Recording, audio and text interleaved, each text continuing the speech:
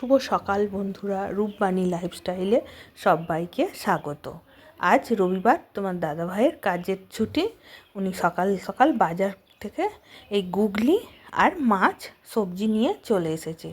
এই গুগলি দেখেই তো আমি রেগে গেছি যে এর পিছনে কত পরিশ্রম দিতে হয়, তুমি নিয়ে চলে এসেছো। আবার এই গুগলি ছাড়া আমার পালং শাক একদম ভালো লাগে না।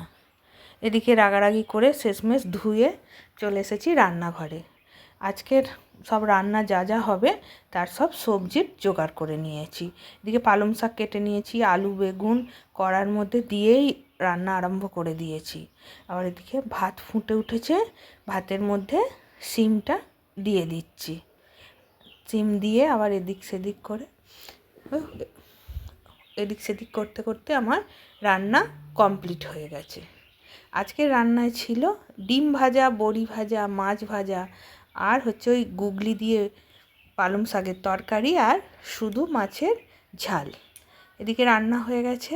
রান্নার পর যে বাসনগুলো পড়ে সেগুলো নিয়ে কলপাড়ে চলে যাচ্ছি। আমার জায়েদের ঘর ভেঙেছে, একটু কাজকর্ম করতে অসুবিধাই হচ্ছে।